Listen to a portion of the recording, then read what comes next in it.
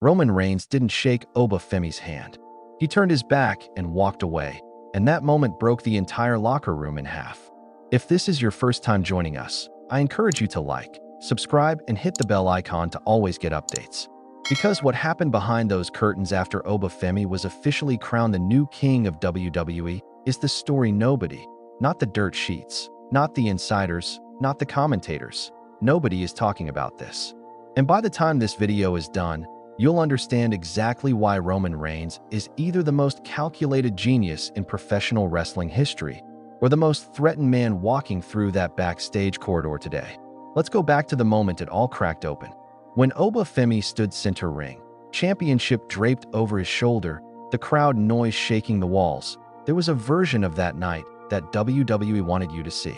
The lights, the celebration, the coronation. But what the cameras couldn't show you, what production trucks and broadcast schedules and carefully curated highlight packages don't capture, is what was happening on the other side of that curtain. And backstage sources who were present that night have been very specific about the energy in that room. It was not celebratory. It was not warm. It was cold. It was tense. And Roman Reigns was at the absolute center of that tension.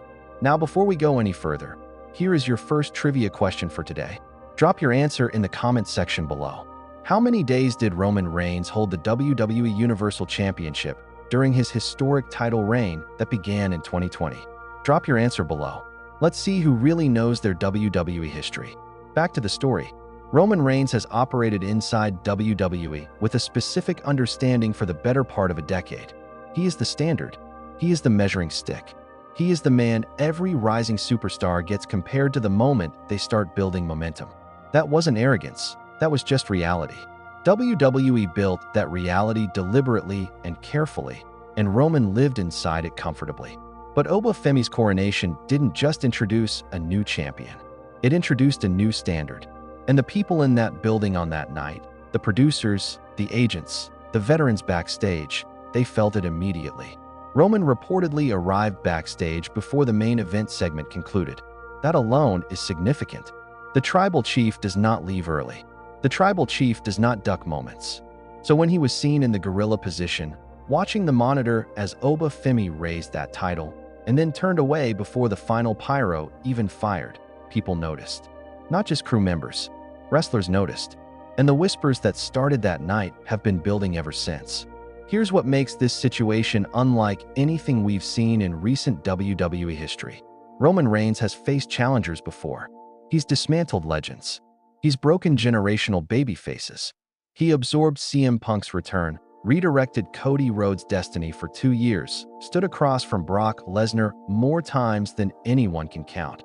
And through all of it, Roman Reigns never once looked rattled backstage. Annoyed, yes. Calculating, always. But rattled? Never. Oba Femi rattled him.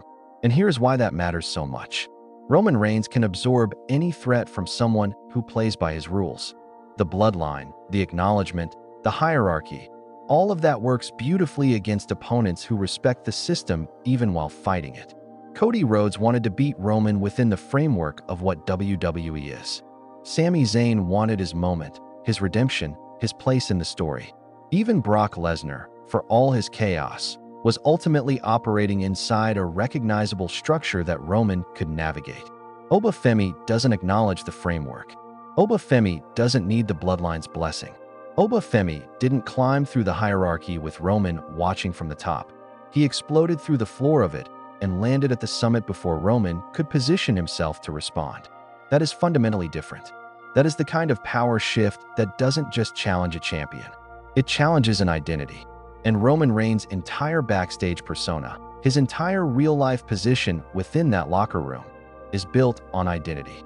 Sources close to the situation have indicated that the days following the coronation were uniquely uncomfortable backstage. Roman was present at the next set of tapings, but his interaction pattern changed noticeably.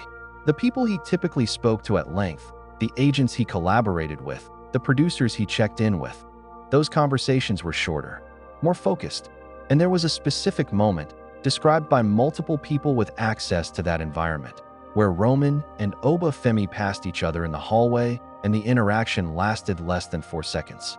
No words exchanged that anyone could hear. Roman nodded. Oba Femi didn't stop walking. Let that image sit with you for a second. Roman Reigns, the man who redefined what it means to control space in a WWE backstage environment, nodded at Oba Femi. And Oba Femi kept walking. That is not a small thing. In that locker room, in that world, those 4 seconds told a story louder than any promo package could. Now here is where it gets even more layered, because this situation isn't just about 2 men and a hallway interaction. This is about what Oba Femi's coronation represents to the entire ecosystem that Roman Reigns built. The Bloodline, even in its current, fractured, restructured form, exists as a power structure that radiates outward from Roman. The reach of the Bloodline storyline has shaped WWE television for years.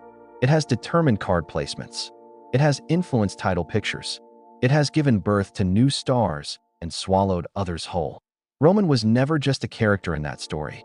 Roman was the gravity that held the entire galaxy of it together. Oba Femi stepped into this building and immediately operated with his own gravitational pull. He didn't orbit Roman. He generated his own orbit. And backstage, where political capital is everything, that distinction is felt viscerally by everyone present. Let's pause right here for your second trivia question. Again, drop your answer in the comments. Which pay-per-view event marked Oba Femi's first major championship victory in WWE, establishing him as a top-tier title contender on the main roster? Write your answer below, and let's get a conversation going in the comments. Now, what does Roman actually do from here? This is the question that is consuming the right people in WWE right now, because the answer is not obvious, and Roman Reigns not having an obvious answer is itself an event. The man has always been 3 moves ahead. The Bloodline storyline worked for as long as it did because Roman was always the smartest person in the room, and every viewer at home could feel that intelligence radiating off him in every promo, every look, every perfectly timed pause before he spoke.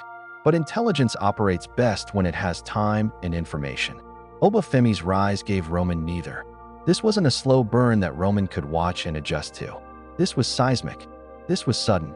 And the backstage response, that turned back, that early exit, that 4-second hallway interaction, suggests that Roman is in a phase he very rarely enters.